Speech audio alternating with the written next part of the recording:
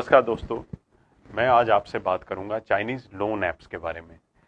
Internet use करते वक्त आप अक्सर इस तरह की ऐप्स को अपने सामने आते हुए देखते होंगे जो ये दावा करती हैं कि हम आपको बहुत सस्ते इंटरेस्ट रेट पर 5,000, 10,000, 15,000 रुपए तक का लोन उपलब्ध करवा देंगे।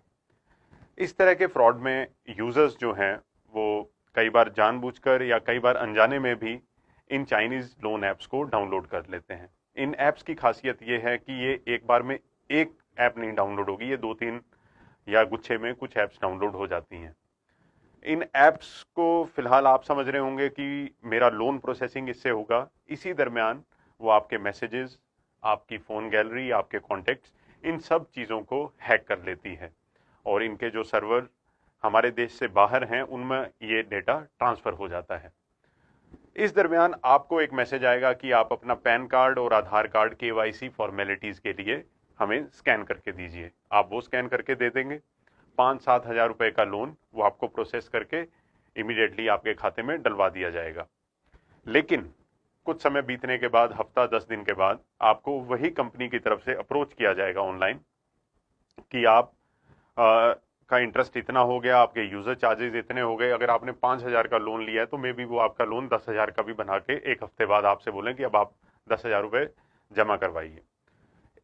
एक स्थिति ऐसी आपके लिए बना दी जाएगी कि लोन न जमा करवाने पर वो सबसे पहले, क्योंकि आपकी जो गैलरी है, फ़ोन के कॉन्टैक्ट्स हैं, वो सब कुछ ऑलरेडी हैक किए जा चुके हैं। ऐसे मसले में ये फ्रॉड कंपनियां क्या करेंगी, वो आपकी मॉर्फ्ड इमेजेस, आपके बारे में आपत्तिजनक फोटोज़ या आपके फ़ोन से आपकी कुछ प्राइवेट डिटेल्स जो हैं वो जो इन्होंने हैक की हैं वो आपके कॉन्टैक्ट्स को भेजने की धमकी आपको देने लगेंगे। ऐसी स्थिति में वो आपसे मनमाने रेट्स पर जो उन्होंने अमाउंट बनाई है वो हासिल करने की कोशिश करेंगे और बहुत से यूज़र इस तरह की स्थिति में प्रेशर में आकर उनसे ब्लैकमेल हो जाते हैं। एक ब्लैकमेलिंग जो है वो आपकी डायरेक्ट की जाएगी। उसके बाद दूसरा तरीका इनका ये है कि जब आप मान लीजिए 10,000 नहीं दे पा रहे हैं, आपने किसी भी तरह उनके प्रेशर में आके 8,000 रुपया जमा करवाया, 2,000 अभी भी उनके हिसाब से आपके प्रति उनका आउटस्टैंडिंग है, वो उस 2,000 को दोबारा 4-5 हजार बनाकर फिर से आपको पैसे डलवाने के लिए फोर्स करने लगेंगे। तो एक बड़ा विशियस तरह का कॉन्टिन्यूस साइकिल में जो कंज्यूमर है वो फंस जाता है। तो इस तरह के चाइनीज जो लोन ऐप्स हैं उसके फ्रॉड से बचने के लिए सबसे जरूरी चीज ये है कि आप इंटरनेट यूज करते समय किसी भी ऐसी ऐप को डाउनलोड ना करें जिसकी आपको जरूरत नहीं है। फर्स्ट। सेकंड थिंग जिसको आपने बहुत ध्यान रखना है, मान लीजिए आपने कोई ऐप डाउनलोड कर ली तो उसके बाद आपके फोन में आपसे परमिशंस मांगी जाती हैं कि क्या इस ऐप को आप मैसेज, गैलरी, कॉन्टेक्ट्स यूज करने की परमिशन दे रहे हैं, तो आप ऐसी परमिशन ना दें।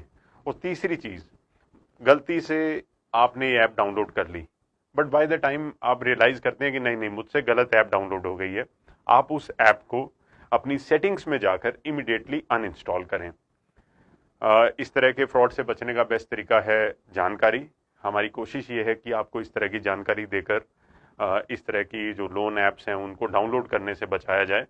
और इन केस आपके साथ अगर ऐसा फ्रॉड हो जाता है तो